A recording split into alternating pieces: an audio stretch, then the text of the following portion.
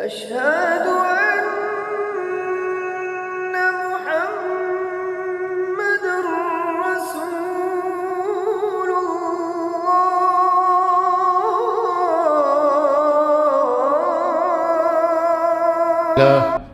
نحمده ونستعينه ونستغفره ونؤمن به ونتوكل عليه ونعوذ بالله من شرور أنفسنا ومن سيئات أعمالنا من يهده الله فلا مضل له ومن يضلله فلا هادي له وأشهد أن لا إله إلا الله وحده لا شريك له وأشهد أن محمدا عبده ورسوله أما بعد فإن خير الحديث كتاب الله وخير الهدي هدي محمد صلى الله عليه وسلم وشر الأمور محدثاتها وكل محدثة بدعة وكل بدعة ضلالة وكل ضلالة في النار.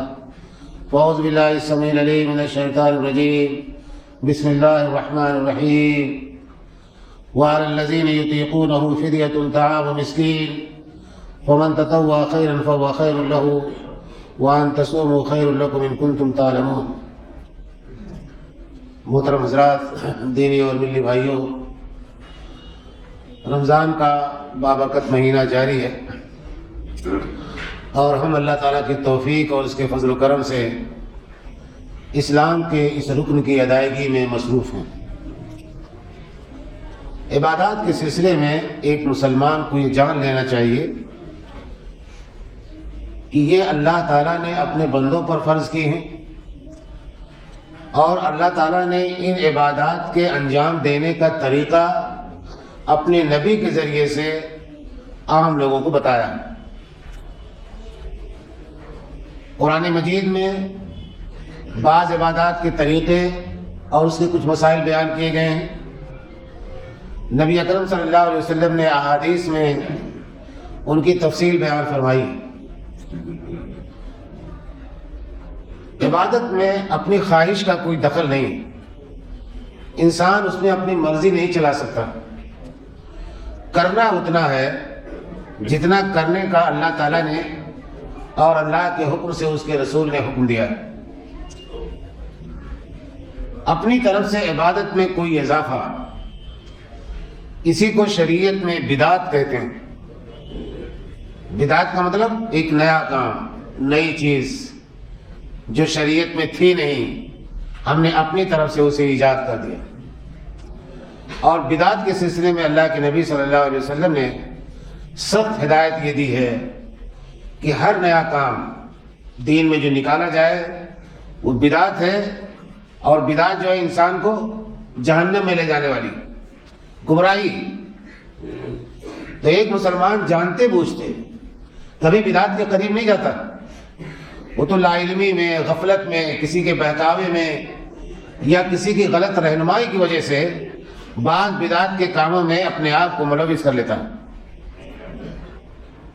جب بھی رمضان کا مہینہ آتا ہے کئی ایک مسائل ہمارے سامنے ایسے آتے ہیں جن مسائل میں مسلمانوں کے اندر جو مسلک موجود ہے ان مسلکوں میں طرح طرح کے اختلافات پائے جاتے ہیں. کوئی یہ بات مانتا ہے، کوئی دوسری بات مانتا ہے، کوئی یہ کہتا ہے، کوئی وہ کہتا ہے.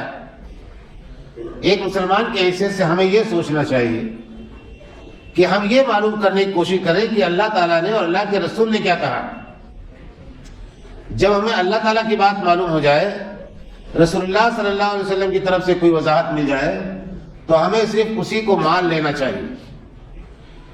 پھر یہ کہنا کہ فلاں آدمی اتنا بڑا ہے، اتنا بزرگ ہے، وہ کیسے غلط کہہ سکتا ہے، کیا یہ لوگ غلط کہہ رہے ہیں، کیا اب تک غلط ہو رہا تھا، ان تمام باتوں کی کوئی گنجائش نہیں. حضرت عمر رضی اللہ تعالیٰ عنہ، حضرت ابو بکر صدیق رضی اللہ تعالیٰ عنہ، جو ہمیشہ اللہ کے نبی صلی اللہ علیہ وسلم کے ساتھ تھے، رہتے تھے، لیکن حدیث میں آتا ہے، کتابوں کے اندر درج ہے، ان کی سیرت کے اندر یہ بات لکھی ہوئی ہے کہ بعض بہت چھوٹے چھوٹے مسائل کا علم اس وجہ سے نہیں تھا کہ انہوں نے اس بابت اللہ کے نبی کی کوئی بات سنی نہیں تھی.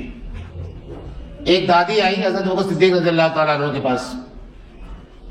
بیٹے کا اس کے انتقال ہو گیا تھا، پوتا تھا، پوتے کا انتقال ہو گیا. تو پوتے کی وراثت سے دادی کو حصہ ملے گا کہ نہیں ملے گا، اس سلسلے میں وہ مسئلہ پوچھنے کے لیے آئی. اللہ کے نبی صلی اللہ علیہ وسلم کی وفات کے بعد جب خلیفۃ المسلمین صدیق اکبر بنے ہوئے تھے، انہوں نے جب یہ سوال سنا تو کہنے لگے بھائی مجھے تو نہیں معلوم، قرآن مجید میں اس کا ذکر نہیں ہے، اللہ کے نبی صلی اللہ علیہ وسلم کی کسی فیصلے کا بھی مجھے علم نہیں ہے کہ آپ نے دادی کو وراثت میں کتنا حصہ دیا ہے۔ کون کہہ رہا ہے؟ نبی کے بعد امت میں جس کا سب سے بڑا مقام ہے، وہ اپنی لا علمی ظاہر کر رہے ہیں۔ میں معلوم کروں گا صحابہ کرام سے، اگر کسی کے پاس کوئی حدیث ہوئی، کوئی صحیح مسئلہ مجھے معلوم ہو گیا تو میں تمہارا حصہ مقرر کر دوں گا۔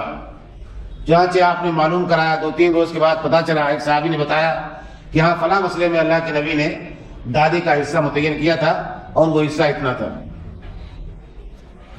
اسی طرح سے حضرت عمر رضی اللہ تعالیٰ سے بہت سارے واقعات۔ اب کیا یہ کوئی کہہ سکتا ہے کہ صدیق اکبر یا حضرت عمر فاروق رضی اللہ تعالیٰ عنہ کے علم کو ہم ناقص قرار دے رہے ہیں یا ان کی توہین کر رہے ہیں؟ اسی طرح سے کسی بڑے سے بڑے عالم کے بارے میں یہ دعویٰ نہیں کیا جا سکتا کہ اس نے جتنے مسائل بیان کیے ہیں سب کے سب صحیح۔ غلطیاں ہو سکتی ہیں، انسان ہونے کے ناطے بھول چوک ہو سکتی ہے۔ جب شاگردوں کو پتہ چلے کہ استاد نے غلطی کی ہے تو شاگردوں کو اس کا اظہار کر دینا چاہیے، استاد کو بھی قائل کرنا چاہیے۔ یہ ہماری روایت رہی ہے۔ اسلام کی علمی تاریخ میں اساتذہ اور ان کے شاگردوں کے درمیان مکالمے ہوتے رہے ہیں۔ کبھی استاد شاگرد کو قائل کرتا ہے، کبھی شاگرد استاد کو قائل کرتا ہے۔ اس میں کسی کی اہانت کا، توہین کا پہلو نہیں نکلتا۔ لیکن ہم نے جب سے اس کو توہین سے جوڑ دیا ہے، بے عزتی سے جوڑ دیا ہے، تب تک ہم کسی کی بات، کسی کے خلاف کوئی بات سننے کے روادار نہیں ہوتے۔ رمضان ہی کے سلسلے کا ایک مسئلہ ہے، دیکھیے آپ، نیت۔ حدیث میں آتا ہے کہ انما الاعمال بالنیات، تمام اعمال کا دار و مدار نیت پر ہے۔ نیت کسے کہتے ہیں؟ دل کے ارادے کو۔ آپ نے سوچ لیا کہ یہ کام کرنا ہے، آپ کی نیت ہو گئی۔ آپ نے سوچ لیا کہ کھانا جا کے گھر کھانا ہے، آپ کی نیت ہو گئی۔ آپ مسجد میں آئے، ظہر کا وقت ہے، آپ نے دل میں نیت کر لی کہ 4 رکعت ظہر کی نماز پڑھنی ہے، پہلے 2 رکعت سنت پڑھنی ہے، بعد میں 2 رکعت سنت پڑھنی ہے، آپ کی نیت ہو گئی۔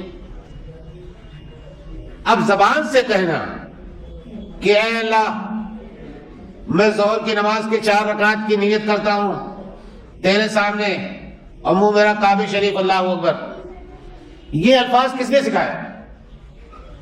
کسی حدیث میں یہ الفاظ نہیں ملتے۔ قرآن مجید میں تو سوال ہی پیدا نہیں ہوتا۔ یہاں تک کہ امام حنیفہ رحمۃ اللہ علیہ نے بھی یہ الفاظ نہیں سکھائے، امام شافعی نے نہیں سکھائے، امام مالک نے نہیں سکھائے، امام احمد بن حنبل نے نہیں سکھائے۔ نہ معلوم کس نے ایجاد کر دیا اور مسلمانوں کے اندر پھیلا دیا۔ اب لوگ دھوئے جا رہے ہیں اس کو۔ دیوبند میں شیخ الہند اکیڈمی قائم ہے، بڑے بڑے اسکالر اور علماء اس میں کام کرتے ہیں۔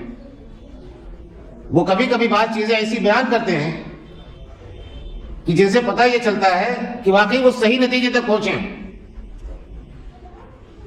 لیکن اب تک جو عوام بگڑ چکی ہے، اب وہ اپنے علماء کی بھی نہیں سنتی۔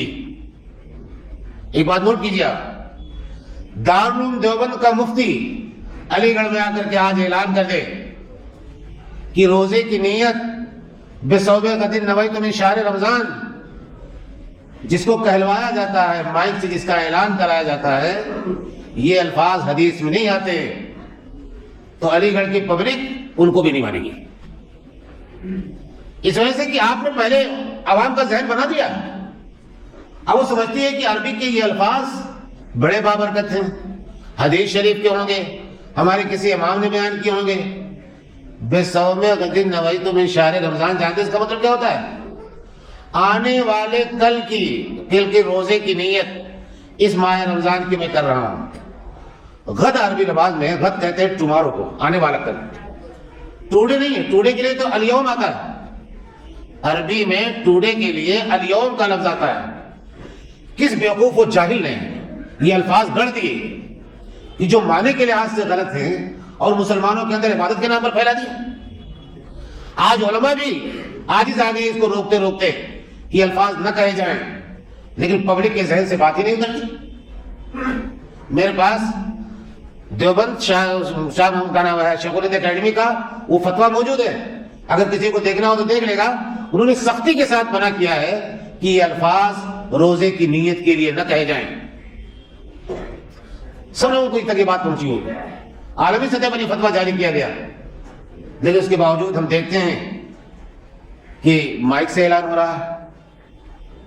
کیا ہو گیا ہے مسلمان اپنی عبادت میں ایک غیر شرعی چیز جس کی ہمارے نبی نے اجازت نہیں دی، جس کا حکم نہیں دیا، اس کو شامل کر کے ہم کیوں اپنی عبادت کو خراب کر رہے ہیں؟ ہم کیوں اکتفا نہیں کرتے نبی صلی اللہ علیہ وسلم کے فرمان پر کہ نیت نام ہے دل کے ارادے کا، آپ نے سوچ لیا ہو گیا۔ عام بول چال میں بھی نیت کرتے بھائی آپ کی نیت کیا ہے، تو دل میں جو بات ہوتی ہے اسے تو نیت کہتے ہیں۔ تو بہرحال یہ مسئلہ بھی ہمیں بہت پریشان کرتا ہے، بعض لوگ کنفیوز رہتے ہیں کہ کیا کیا جائے۔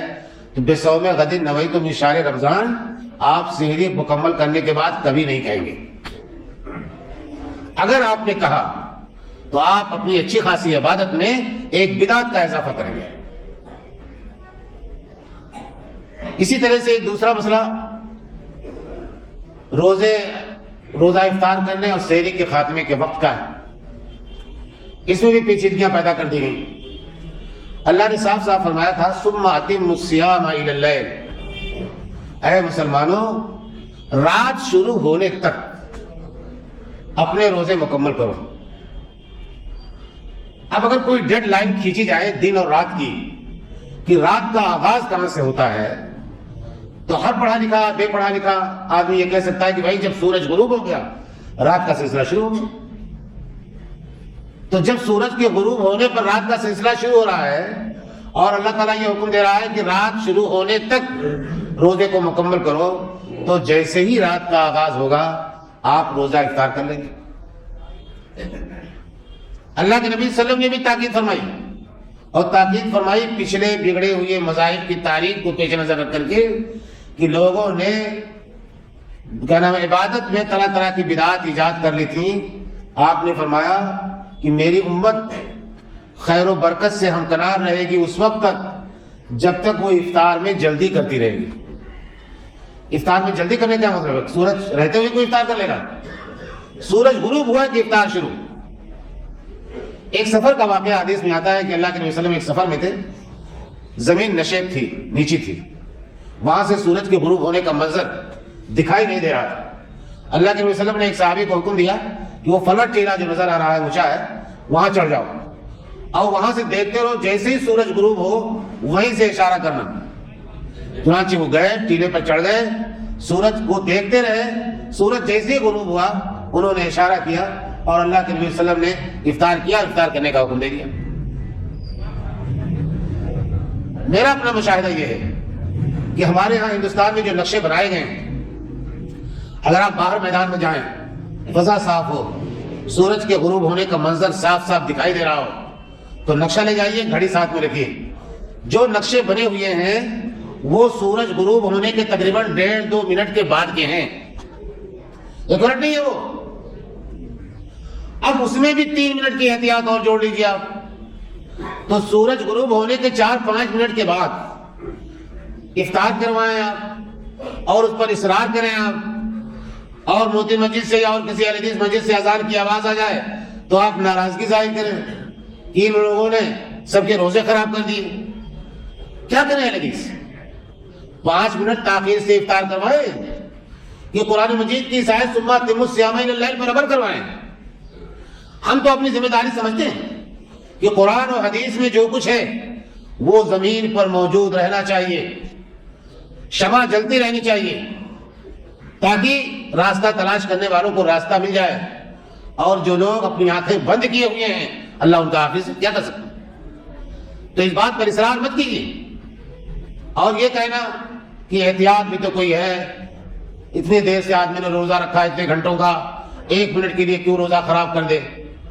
معاف کیجیے گا، احتیاط اس وقت ہوتی ہے جب آدمی کہیں اکیلا ہو، سفر میں ہو اور ساتھی نہ ہو اس کے ساتھ، تو ٹھیک کہتے تو ذرا سوچتا چل 1-2 منٹ ہو صحیح۔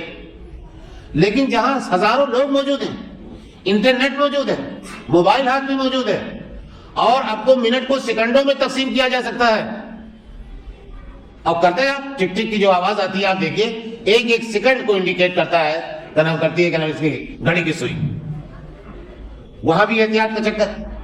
تو یہ احتیاط کا فلسفہ پورے طور پر قابل رد ہے، اور اپنے روزوں کو خراب مت کیجیے احتیاط کے چکر میں، بلکہ اللہ کے نبی صلی اللہ علیہ وسلم کے اس فرمان کو سامنے رکھیے اور اس کی حکمت پر غور کیجیے۔ آپ نے یہ کیوں فرمایا کہ جب تک ہماری امت افطار میں جلدی کرتی رہے گی؟ اس لیے فرمایا کہ یہود و نصارہ پر جو روزے فرض کیے گئے تھے انہوں نے اپنی طرف سے اپنے روزوں میں طرح طرح کی چیزیں ایجاد کر لیں اپنے تقوی، تدین اور بڑی دینداری ظاہر کرنے کے لیے۔ تقوی و تدین، دینداری اللہ تعالیٰ کی شریعت سے ہٹ کر کے نہیں ہوتی، شریعت کے دائرے میں رہ کر کے ہوتی، اور اگر دائرے سے باہر کوئی چیز چلی جائے تو اسی چیز کو بدعت کہتے ہیں۔ اسی طرح سحری کے وقت کا معاملہ ہے، اللہ کے نبی صلی اللہ علیہ وسلم نے فرمایا کہ سحری کھایا کرو، سحری سنت ہے۔ آپ نے یہی فرمایا کہ آخری وقت میں سحری کھاؤ۔ ایک صحابی یہ بیان کرتے ہیں کہ اللہ کے نبی صلی اللہ علیہ وسلم کے سحری کے اختتام اور نماز کے آغاز، فجر کی نماز کا کتنا فاصلہ ہوتا تھا؟ انہوں نے بتایا کہ صرف اتنا فاصلہ ہوتا تھا کہ جتنے وقت میں کوئی شخص 50 قرآن مجید کی آیتیں پڑھ لے۔ طرح طرح سے اس وقت کو بتا دیا گیا ہے کہ بالکل آخری وقت۔ یہاں تک کہ ایک حدیث میں اللہ کے نبی نے یہ بھی فرما دیا کہ اگر دودھ کا پیالہ آپ کے ہاتھ میں ہے، اذان ہونے لگے تو پیالہ دسترخوان پر رکھیے مت، اپنی ضرورت پوری کر لیجیے۔ اتنی دیر میں جو ضرورت پوری ہوگی اس سے آپ کا روزہ متاثر نہیں ہوگا۔ گھڑی کی سوئیاں تو اب ہمارے سامنے ہے نا، اللہ کے نبی کے زمانے میں تو سورج کو غروب ہوتا ہوا دیکھ کر کے افطار کیا جاتا تھا، سحری کے خاتمے کا اعلان افق پر پھیلی ہوئی سفیدی سے کیا جاتا تھا، اور آسمان کے کناروں پر پھیلی ہوئی سفیدی وہ 1 سیکنڈ کا معاملہ نہیں ہوتا ہے، اس میں کافی وقت لگتا ہے۔ اتنی گنجائش رکھی شریعت میں، اور آپ نے بالکل اس کو اس طرح سے بنا دیا کہ احتیاط کے نام پر 5 منٹ پہلے ہی افطاری سحری کے خاتمے کا اعلان کر دیا۔ کون ہے وہ لوگ؟ مائک سے بار بار اعلان ہوتا ہے۔ اور ایک چیز اور بتاؤں مائک کے سلسلے میں، آج مجھے کسی طرح نیند نہیں آئی کسی بے چینی کی وجہ سے، افسوس ہوا۔ تراویح کے ختم ہونے کے بعد کئی مسجدوں سے مستقل نعت کی، صلاۃ و سلام کی، دعاؤں کی آوازیں آتی رہی، اور یہ آوازیں فجر تک یعنی سحری کے خاتمے تک چلتی رہیں جب تک فجر کی اذان نہیں ہو گئی۔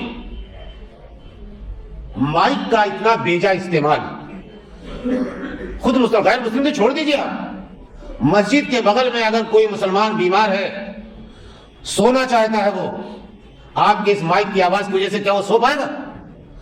اور مائک پر چیخنا چلانا یہ کون سی دینداری ہے؟ اور مسلمانوں نے اسے اپنی انا کا مسئلہ بنا لیا۔ جتنے وقت کے لیے اذان، جتنے وقت میں اذان دے دی جاتی ہے وہ وقت تو سمجھ میں آتا ہے، لیکن کئی گھنٹوں تک مائک پر کا نام ہے نعت پڑھتے رہنا۔ نعت پڑھنا کیا رمضان میں کار ثواب ہے؟ قوالی لگانا کیا کار ثواب ہے؟ اور ایسے ایسے نعتیہ اشعار کہ شرک اور توحید سب مکسب ہے۔ نبی کا مقام اللہ سے بڑھا دیا گیا، پیروں فقیروں کا مقام نبی سے بڑھا دیا گیا۔ یہ اشعار پڑھے جاتے ہیں ہماری مسجدوں کے ممبروں سے اور ہماری مسجدوں کے مائک سے۔ کس توحید کی ہم بات کرتے ہیں؟ عوام، ہماری اکثریت دین سے ناواقف ہے۔ علماء کی ذمہ داری یہ تھی کہ عوام کی اصلاح کرتے، انہیں بتاتے صحیح راستہ کیا ہے، لیکن اپنی چودراہٹ باقی رکھنے کے لیے، اپنی کمیٹی میں اپنا وقار باقی رکھنے کے لیے علماء نے بھی کبھی صحیح بات نہیں بتائی۔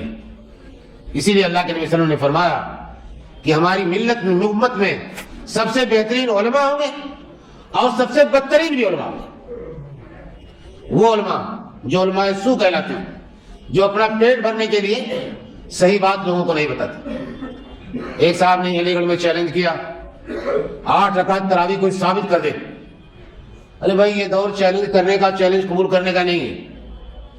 اگر بخاری شریف نام کی کوئی چیز ہے حدیث کی اور اعلیٰ ترین کتاب ہے حدیث کی، آپ اسی کو اٹھا کر کے دیکھ لیتے کہ اس میں تراویح کا ذکر کیسے ہے۔ تو میرے کہنے کا حاصل یہ ہے کہ سحری کے اختتام کے لیے بھی اللہ کے نبی صلی اللہ علیہ وسلم نے جو گنجائش رکھی ہے اس گنجائش کو باقی رکھا جائے۔ 5 منٹ میں تو پوری سحری کھائی جا سکتی ہے۔ آج کل لوگ سحری میں کھاتے کتنا، اور آپ 5 منٹ پہلے ہی بند کرا دیتے ہیں۔ اسی طرح سے تراویح کا مسئلہ ہر سال زیر بحث آتا ہے، اہل حدیثوں نے نمازیں کم کر دی. ارے اہل حدیثوں کو یہ مجال کہ وہ نماز کم کر دیں؟ اہل حدیثوں کو اللہ تعالیٰ نے اختیار نہیں دیا کہ وہ نماز کم کر دیں، وہ کیوں کریں گے؟ وہ تو اپنے آپ کو پابند بنائے ہوئے ہیں کہ جو کچھ حدیث سے ثابت ہے اور اللہ کے نبی نے جتنا کیا اتنا کریں گے. حضرت عائشہ رضی اللہ تعالیٰ عنہ فرماتی ہیں، حضرت عائشہ سے روایت کرنے والے کون ہیں؟ ان کے بھتیجے ابو سلمہ بن عبد الرحمن بن ابی بکر. بھتیجا اپنی پھوپھی سے روایت کرتا ہے. پوچھا انہوں نے، پھوپھی جان بتائیے اللہ کے نبی صلی اللہ علیہ وسلم رات میں کتنی نماز پڑھتے تھے؟ حضرت عائشہ رضی اللہ تعالیٰ عنہ کون ہے؟ نبی اکرم صلی اللہ علیہ وسلم کی زوجہ محترمہ ہیں. رات اللہ کے نبی کی نماز کیسے ہوتی ہے وہ اپنی آنکھوں سے دیکھتی ہیں. وہ جواب دیتی ہیں، ما کان یزید فی رمضان ولا فی غیرہ الا 11 رکعۃ. نبی اکرم صلی اللہ علیہ وسلم رمضان اور غیر رمضان میں 11 رکعت سے زیادہ نہیں پڑھتے تھے. امام بخاری رحمۃ اللہ علیہ نے یہ حدیث اپنی کتاب میں 2 جگہوں پر نقل کی. یہی حدیث کتاب التہجد میں ہے اور یہی حدیث کتاب التراویح میں ہے. بعض لوگ عوام کو دھوکہ دینے کے لیے تہجد والا چیپٹر کھولتے ہیں اور دکھا دیتے ہیں کہ یہ دیکھو تہجد والی حدیث ہے. ایسے لوگ علمی خائن ہیں، خیانت کے مرتکب ہیں، جنہیں حدیث کا علم تو ہے لیکن وہ پبلک سے چھپاتے ہیں. حضرت عمر رضی اللہ تعالیٰ عنہ نے جب تراویح کی نماز شروع کرائی، موطا امام مالک میں پوری تفصیل اس کی آتی ہے کہ اپنے ایک ساتھی کے ساتھ رات کو گشت کرنے کے لیے نکلے. دیکھا مسجد نبوی میں کوئی ادھر قرات کر رہا ہے، کوئی ادھر نماز پڑھ رہا ہے، کوئی ادھر تلاوت کر رہا ہے. انہوں نے کہا کہ آئی بہتر ہوتا کہ یہ لوگ کسی ایک کو اپنا امام بنا لیتے اور الگ الگ نماز پڑھنے کے بجائے اسی کے پیچھے نماز پڑھتے. چنانچہ صبح اپنے ابی بن کعب اور تمیم داری رضی اللہ عنہ کو کہا کہ رات میں جو لوگ مسجد میں اکٹھا ہو جائیں انہیں نماز پڑھایا کرو اور 11 رکعت پڑھایا کرو. چنانچہ دوسرے دن شروع ہو گئی نماز. گشت کے لیے رات کو نکلے، جھانک کے دیکھا تو ابی بن کعب نماز پڑھا رہے ہیں، لوگ نماز پڑھ رہے ہیں ان کے پیچھے. تو آپ نے فرمایا کہ بہت اچھا نیا کام ہے.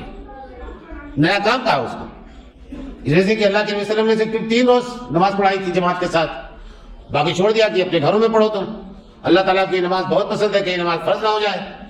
تو جب شریعت مکمل ہو گئی نبی کے ہاتھوں، حضرت عمر کا زمانہ آیا، وہ بھی مزاج شریعت سے واقف تھے کہ اب تو کسی چیز کے فرض ہونے کا اور نہ فرض ہونے کا کوئی مسئلہ ختم ہو گیا. اب بہتر یہ ہے کہ جو لوگ مسجد میں الگ الگ نماز پڑھتے ہوں وہ جماعت کے ساتھ نماز پڑھ لیں. حضرت مولانا زکریا رحمۃ اللہ علیہ نے موطا امام مالک کی شرح لکھی اوجز المسالک 20 جلدوں میں. میں نے سوچا ایک روز کی ذرا دیکھوں شیخ الحدیث نے اس حدیث کی کیا تعویل کی ہے، کیا تشریح کی. پوری حدیث انہوں نے اپنی شرح میں بے عینی نقل کر لی اور جہاں 11 رکعت کا لفظ ہے آگے بریکٹ میں لکھا وفی سنن الدارقطنی 20 رکعت. دارقطنی میں 20 رکعت کا ذکر ہے. محدث کو یہ معلوم ہونا چاہیے کہ جس دارقطنی کا آپ نے حوالہ دیا، امام دارقطنی نے اس روایت کو اپنی کتاب کے اندر ضعیف لکھا. ضعیف کا لفظ آپ نے ہٹا دیا. اب جو آدمی دارقطنی نہیں دیکھے گا، آپ کو شیخ الحدیث سمجھ کر کے آپ کی بات پر یقین کر لے گا اور پھر وہ 20 رکعت کو اللہ کے نبی کی سنت سمجھ لے گا. تو یہ مغالطے دیے جاتے ہیں. حوالہ دینے میں ناقص حوالہ دیجیے، پوری بات نقل مت کیجیے، لوگوں کو کنفیوز کر دیجیے، تو لوگ طرح طرح کے تردد کا شکار ہو جاتے ہیں. 3 دن تک اللہ کے نبی صلی اللہ علیہ وسلم نے جو نماز پڑھائی تھی، حضرت جابر بن عبداللہ رضی اللہ تعالیٰ بیان کرتے ہیں کہ اس وقت اللہ کے نبی صلی اللہ علیہ وسلم نے جماعت کے ساتھ 8 رکعت نماز پڑھائی تھی. وطر آپ نے جا کر کے گھر میں اکیلے پڑھی تھی. تو یہ سارے ریکارڈ شواہد موجود ہیں. اس کے باوجود بھی اگر ہم اصرار کرتے ہیں کہ ہمیں 20 رکعت پڑھنا ہے تو آپ پڑھتے نہیں. آپ کے سامنے مسئلہ آ گیا، آپ پر کوئی جبر و کوئی زبردستی نہیں ہے. لیکن جو لوگ 8 پڑھتے ہیں ان کو اپنی طنز و تاریخ کا نشانہ تو نہ بنائیں. انہوں نے نماز کم کر دی، یہ تو نمازیں کم پڑھتے ہیں.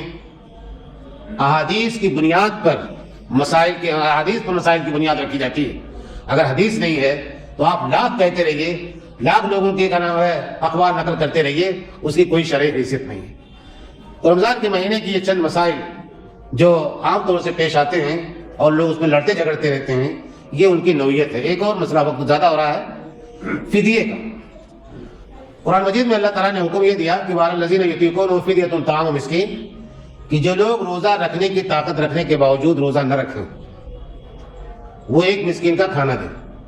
یہ حکم پہلے تھا لیکن بعد میں منسوخ ہوا، لیکن اس کا ایک جز باقی ہے کہ اگر کوئی آدمی بیمار ہے اور دائمی مریض ہے، اب اس کے صحت یاب ہونے کی بظاہر کوئی توقع نہیں، شوگر کا مریض ہے یا ہائی بلڈ پریشر کا مریض ہے کہ بہت زیادہ دیر تک بھوکا پیاسا نہیں رہ سکتا، تو اسے اس بات کی اجازت ہے کہ وہ روزہ نہ رکھ کر کے ایک مسکین کا کھانا دے گا ہر روزے کے بدلے.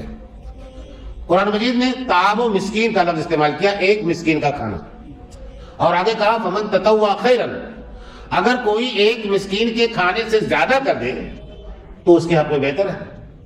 معلوم یہ ہوا کہ شریعت نے یہاں کئی پہلو رکھے ہیں. اگر آدمی کے ہاتھ تنگ ہیں، غریب ہے، روزہ نہیں رکھ پا رہا ہے، بمشکل کسی طرح سے وہ ایک مسکین کو کھانا دے پا رہا ہے تو اس کے لیے وہی کافی ہے.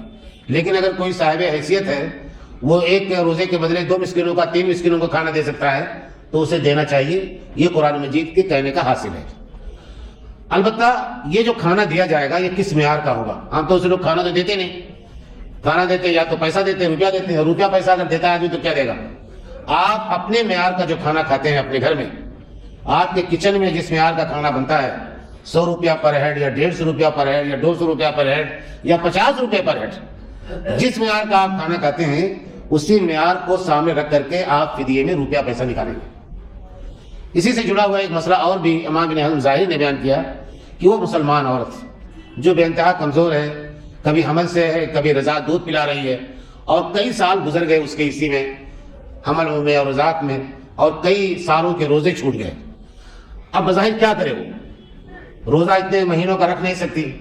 اسے بھی گنجائش اس بات کی اجازت دی گئی ہے کہ وہ روزہ نہ رکھ کر کے اگر ہر روزے کے بدلے فدیہ ادا کر دے تو انشاءاللہ یہ اس کے لیے کافی ہوگا. یہ ایک بالکل عملی مسئلہ ہے جو ہو سکتا ہے ہمارے گھروں میں ایسی خواتین یا ایسے مردوں کے ساتھ یہ معاملہ پیش آ سکتا ہو، تو ان کے لیے یہ مسئلہ یاد رکھنا چاہیے. اللہ تعالیٰ سے دعا یہ ہے کہ رمضان کے اس بابرکت مہینے میں ہمیں اسلام کو سمجھنے اور اسلام کی تعلیمات پر عمل کرنے کی توفیق عطا فرمائے. وآخر دعوانا الحمدللہ رب العالمین.